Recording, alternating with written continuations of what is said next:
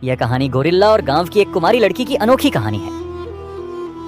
Gorilla ने किस तरह से लड़की की आने वाली हर शादी को रोकता है और गोरिल्ला ने लड़की को अपने जाल में फंसाकर गर्भवती करके को जंगल में छोड़ देते हैं। कहानी बहुत ही मजेदार होने वाला है। कहानी को पूरा सुनिएगा, मजा आएगा। घने जंगल के किनारे बसा एक छोटा गांव जिसका नाम शांतिपुर था। इस गांव का जीवन सादगी से भरा था।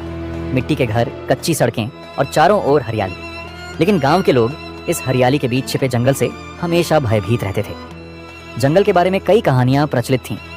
कुछ कहते कि वहां भूत प्रेत रहते हैं, तो कुछ कहते कि जंगली जानवरों ने कई गांव वालों को खा लिया।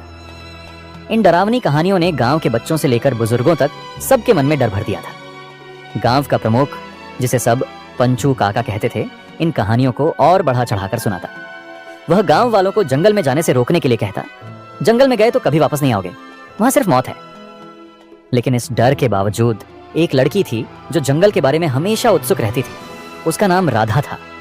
18 साल की राधा गांव की बाकी लड़कियों से अलग थी।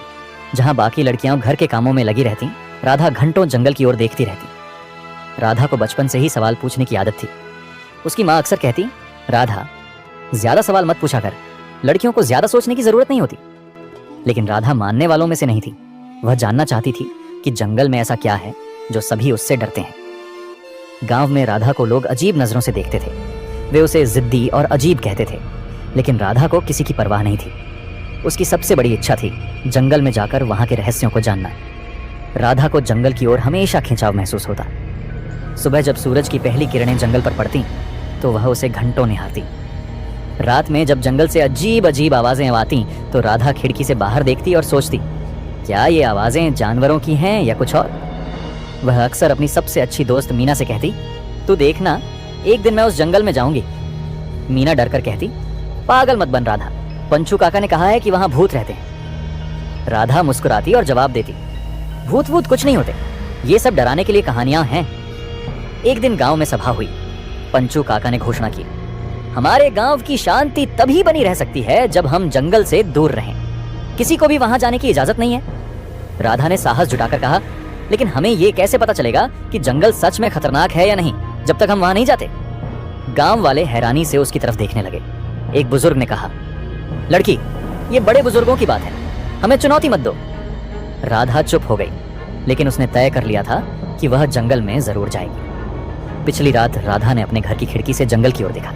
चांदनी रात थी और जंगल के पेड़ों की परछाइयां रहस्यमयी लग रही थी। राधा ने तय कर लिया कि अब और इंतजार नहीं, वह अगली सुबह जंगल जाएगी। सुबह जल्दी उठकर उसने अपनी छोटी सी टोकरी में रोटी, पानी और कुछ जड़ी बूटियां रखी। उसकी माँ ने पूछा, इतनी सुबह कहाँ जा रही है? राधा ने झूठ बोलते हुए कहा, मीना के साथ खेतों पर जा रही हूँ। माँ ने संदेह भरी नजरों से देखा, लेकिन कुछ नहीं कहा। राधा ने धीरे धीरे गांव की सीमा पार की और जंगल की ओर बढ़ने लगी। उसके दिल में डर और उत्साह दोनों थे। जंगल में कदम रखते ही राधा को एक अजीब सी गंध महसूस हुई। यह गंध गीली मिट्टी और पत्तों की थी।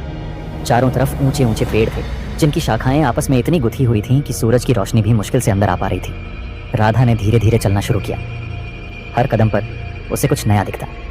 कहीं कोई रंगीन पक्षी गा रहा था तो कहीं झाड़ियों में कुछ सरसराहट हो रही थी। कितना सुंदर है यह जंगल, उसने मन ही मन कहा।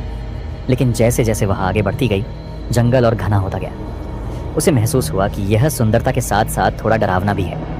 हर आवाज अब उसे और चौकन्ना कर रही थी। चलते चलते राधा ने देखा कि वह गांव से काफी दूर आ चुकी है। उसने इधर उधर देखा और सोचा, अब वापस लौटने का कोई रास्ता नहीं है, मुझे आगे ही बढ़ना होगा।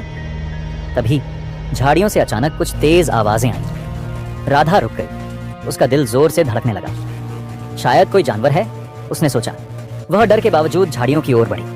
पीछे उसने एक छोटे से हिरण को देखा जो भागने की कोशिश कर रहा था। हिरण को देखकर उसकी जान में जान आई। मैं पागल हो रही हूँ, हर चीज को खतरनाक समझ रही हूँ, उसने खुद को समझाया। जंगल में कुछ और घंटों तक घूमने के बाद राधा को थकान महसूस होने लगी। उसने एक पेड़ के नीचे बैठकर अपनी टोकरी से रोटी निकाली और खाने लगी। तभी उसे फिर से झाड़ियों में हलचल सुनाई दी, लेकिन इस बार आवाज तेज और भारी थी। यह किसी छोटे जानवर की नहीं लग रही थी। राधा ने झाड़ियों की ओर ध्यान से देखा। उसने देखा कि एक बड़ा गोरिल्ला बाहर निकल रहा था। वह गोरिल्ला करीब 6 फीट लंबा था। उसकी आंखें चमक रही थीं और वह दर्द से कराह रहा था। राधा डर से पीछे हट गई। उसने पहली बार इतना बड़ा जानवर देखा था। गोरिल्ला ने भी राधा को देखा।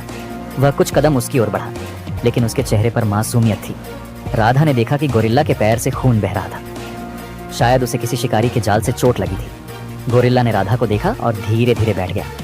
वह कराह रहा था, लेकिन उसकी आंखों में ऐसा कुछ था जिसने राधा को डरे हुए होने के बावजूद उसके पास जाने का साहस दिया। राधा ने अपनी टोकरी में रखी जड़ी बूटियों को निकाला और सोचा, शायद मैं इसकी मदद कर सकती हूँ। गोरिल्ला ने गुर्राते हुए उसकी तरफ देखा, लेकिन फिर चुप हो गया।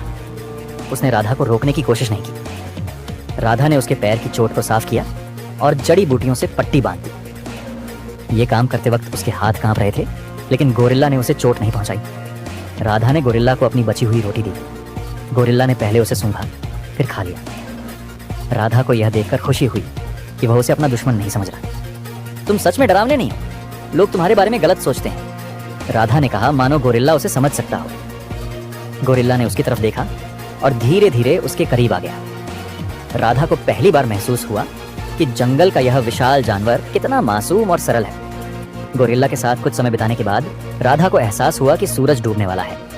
वह वापस लौटने का रास्ता भूल चुकी थी। गोरिल्ला ने राधा की ओर देखा और जैसे उसे अपनी उपस्थिति से सुरक्षित महसूस कराया। राधा ने सोचा, शायद मैं रात यहां बिता सकती हूँ। ये गोरिल्ला मुझे कोई नुकसान नहीं पहुंचाएगा।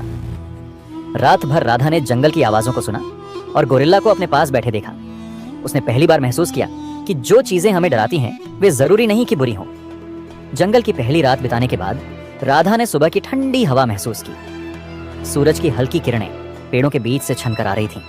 राधा ने देखा कि गोरिल्ला अभी भी पास ही बैठा हुआ था, मानो उसकी सुरक्षा कर रहा हो। तुम सच में मुझे नुकसान नहीं पहुंचाओगे, है ना? राधा ने मुस्कुराते हुए कहा। गोरिल्ला ने उसकी तरफ देखा, फिर पास के पेड़ से एक फल तोड़कर उसकी ओर बढ़ा दिया। ये उसका पहली बार राधा को कुछ देने का इशारा था। राधा ने फल लिया और खाया। शायद हम दोस्त बन सकते हैं, राधा ने कहा। राधा ने गोरिल्ला को ध्यान से देखा। उसकी चाल, उसके हाव भाव और उसकी आंखों में एक अजीब सी मासूमियत थी। वह गोरिल्ला के पास धीरे धीरे चलकर गई और उसके घाव की पट्टी को देखा। गोरिल्ला ने कोई विरोध नहीं किया। राधा ने महसूस किया कि वह अब उस पर भरोसा करने लगा था। कुछ देर बाद गोरिल्ला उसे जंगल के और अंदर की ओर ले जाने लगा। राधा पहले थोड़ी घबराई, लेकिन फिर उसके साथ चल पड़ी। रास्ते में गोरिल्ला ने उसे पेड़ से फल तोड़कर दिखाए और कई बार उसे खतरे से बचाया। राधा और गोरिल्ला के बीच अब एक अनकहा संवाद बनने लगा। गोरिल्ला अपने हाव भाव और इशारों से राधा को कुछ समझाने की कोशिश करता। राधा धीरे धीरे उसके इशारों को समझने लगी। एक दिन गोरिल्ला ने उसे एक बड़े पेड़ की ओर इशारा किया, जहां कई पक्षी अपना घोंसला बना रहे थे। तुम मुझे अपने घर जैसा कुछ दिखा रहे हो? राधा ने पूछा। गोरिल्ला ने सिर हिलाया, मानो वह समझ सकता हो। यह संवाद उनके रिश्ते को और गहरा कर रहा था। राधा ने अगले कुछ दिन जंगल में गोरिल्ला के साथ बिताए। उसने जंगल के कई रहस्यों को समझना शुरू किया। उसने देखा कि गोरिल्ला कैसे जंगल के दूसरे जानवरों के साथ रहता है। गोरिल्ला ने उसे उन जगहों से बचाया जहां सांप या अन्य खतरनाक जानवर थे। गोरिल्ला ने राधा को जंगल के फल और जड़ी बूटियां दिखाईं जो खाने लायक थीं। राधा ने महसूस किया कि गोरिल्ला सिर्फ एक जानवर नहीं था, वह बहुत समझदार और संवेदनशील था। जंगल में बिताए दिनों के दौरान राधा को अपने गांव की याद आने लगी। उसे एहसास हुआ कि वह बहुत दूर आ चुकी है और गांव वाले अब तक उसे ढूंढ रहे होंगे। मुझे वापस जाना चाहिए, उसने एक दिन गोरिल्ला से कहा। गोरिल्ला ने उसकी ओर देखा, जैसे वह उसकी बात समझ रहा हो। राधा ने महसूस किया कि गोरिल्ला उसे रोकना नहीं चाहता, लेकिन वह उसे छोड़ने को तैयार भी नहीं था। राधा ने अगले दिन गांव लौटने का फैसला किया। उसने गोरिल्ला को समझाया, तुम्हें यहीं रहना होगा, गांव के लोग तुम्हें समझ नहीं पाएंगे। लेकिन जब वह जंगल से बाहर की ओर चलने लगी तो गोरिल्ला ने उसका पीछा किया। राधा ने गांव की सीमा के पास पहुंचकर गोरिल्ला को रोकने की कोशिश की। तुम्हें यहीं रुकना होगा, अगर गांव वालों ने तुम्हें देखा तो वे डर जाएंगे। गोरिल्ला ने उसकी ओर देखा, मानो वह उसे समझ रहा हो। वह वहीं रुक गया, लेकिन उसकी आंखों में उदासी साफ दिख रही थी। गांव लौटने के बाद राधा का व्यवहार बदल गया। वह अक्सर अकेली जंगल की ओर देखती रहती, किसी से ज्यादा बात नहीं करती। गांव वाले इस बदलाव को नोटिस करने लगे। राधा का दिमाग ठीक नहीं लग रहा, एक बुजुर्ग महिला ने कहा। पंचू काका ने भी कहा, यह लड़की जंगल में गई थी, जरूर कुछ गड़बड़ हुई है। राधा के माता पिता ने भी उससे सवाल किए, तू जंगल में क्या देखने गई थी, वहां क्या हुआ? राधा ने बस इतना कहा, कुछ नहीं माँ, मैं ठीक हूं। लेकिन उसकी आंखों में छुपा रहस्य हर किसी को खटक रहा था। जंगल में गोरिल्ला भी राधा को याद कर रहा था। वह राधा की गंध को पहचानते हुए धीरे धीरे गांव की सीमा तक पहुंच गया। एक दिन गांव के कुछ बच्चों ने राजा को जंगल के पास देखा और डरकर गांव में आकर बताया, एक बड़ा जानवर जंगल से गांव की ओर आ रहा है। यह सुनकर गांव में अफरा तफरी मच गई। पंचू काका ने तुरंत घोषणा की, यह कोई साधारण जानवर नहीं है, यह जंगल की बला है जो हमारे गांव को नुकसान पहुंचाने आई है। हमें इसे खत्म करना होगा। राधा ने जब गांव वालों की बातें सुनी तो वह डर गई। वह समझ गई कि गांव वाले राजा को मारने की योजना बना रहे हैं। उसने अपने माता पिता से कहा, उन्हें रोकिए, वह जानवर किसी को नुकसान नहीं पहुंचाएगा। मां ने गुस्से में कहा, तू चुप रह, ये बड़े लोगों का काम है, तुझे कुछ नहीं पता। राधा ने अपने दोस्त मीना से मदद मांगी। मीना, मुझे जंगल जाना होगा, मुझे उसे बचाना है। मीना ने डरते हुए कहा, तू पागल है राधा, अगर गांव वालों को पता चला कि तू उसकी तरफ है तो वे तुझे भी नहीं छोड़ेंगे। लेकिन राधा ने बिना किसी की परवाह किए जंगल की ओर दौड़ लगा दी। जंगल के पास राधा ने गोरिल्ला को ढूंढ लिया। गोरिल्ला ने उसे देखते ही खुशी से गुर्राया और उसकी ओर बढ़ा। राधा ने उसे गले लगाया और कहा, तुम यहां क्यों आए? तुम्हें गांव वालों से खतरा है? गोरिल्ला ने उसकी बात नहीं समझी, लेकिन उसकी आंखों में राधा के लिए अपनापन झलक रहा था। राधा ने उसे वापस जंगल में ले जाने की कोशिश की, लेकिन तभी गांव वालों की आवाजें सुनाई दी। गांव वाले हथियार लेकर जंगल के पास पहुंच गए। उन्होंने गोरिल्ला को देखते ही हमला करना शुरू कर दिया। गोरिल्ला ने खुद को बचाने के लिए भागने की कोशिश की, लेकिन वह ज्यादा दूर नहीं जा सका। पंचू काका ने चिल्लाकर कहा, इसे मार डालो, यह हमारे गांव के लिए खतरा है। राधा बीच में आ गई और चिल्लाई, रुक जाओ, यह तुम्हें कोई नुकसान नहीं पहुंचाएगा, यह मेरा दोस्त है।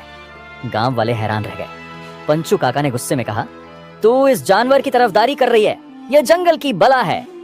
राधा ने साहस दिखाते हुए कहा, यह कोई बला नहीं है, यह सिर्फ एक जानवर है जो प्यार और देखभाल समझता है। मैंने इसे घायल अवस्था में देखा था और इसकी मदद की थी, यह मुझे कभी नुकसान नहीं पहुंचाएगा। गांव वाले पहले तो राधा की बात मानने को तैयार नहीं थे।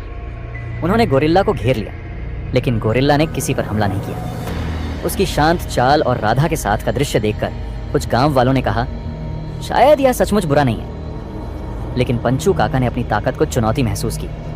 वह नहीं चाहता था कि गांव वाले राधा की बात सुने। उसने चुपके से अपने आदमियों को इशारा किया और कहा, इसे जंगल से बाहर करो, ये यहाँ के लिए खतरा है। पंचू काका और उसके आदमी गोरिल्ला पर हमला करने की तैयारी करने लगे। राधा ने यह देखा और गोरिल्ला से कहा, तुम्हें भागना होगा, ये लोग तुम्हें नहीं समझेंगे। गोरिल्ला ने राधा की बात समझते हुए जंगल की ओर दौड़ लगा दी। राधा ने गांव वालों को रोकने की बहुत कोशिश की, लेकिन पंचू काका की जिद के आगे वह हार गई। गोरिल्ला जंगल में भाग गया, लेकिन राधा को छोड़कर जाना उसके लिए आसान नहीं था। राधा ने दूर से उसे जाते हुए देखा और उसकी आंखों से आंसू बहने लगे। उसने मन ही मन सोचा, मैं तुम्हें फिर से देखूंगी, ये वादा है। गांव वालों ने सोचा कि उन्होंने खतरे को टाल दिया है, लेकिन राधा जानती थी कि राजा कभी भी उनके लिए खतरा नहीं था। गोरिल्ला के जंगल में भागने के बाद राधा के जीवन में खालीपन आ गया। वह हर दिन जंगल की ओर देखती, उम्मीद करती कि शायद राजा फिर से लौट आए। उसने अपने माता पिता से बात करनी कम कर दी और गांव वालों से दूरी बना ली। उसकी आंखों में हमेशा उदासी झलकती थी। एक दिन मीना ने उससे कहा, राधा, तू ऐसे क्यों रह रही है? वह सिर्फ एक जानवर था, उसे भूल जा। राधा ने धीमे स्वर में कहा, वह सिर्फ जानवर नहीं था, वह मेरा सब कुछ था। उसने मुझे समझा जब किसी ने नहीं समझा। वह गोरिल्ला के साथ मेरा सब कुछ हो गया, उसका बच्चा अब मेरी पेट में है। दोस्तों, आगे का कहानी भाग 2 में देखिएगा।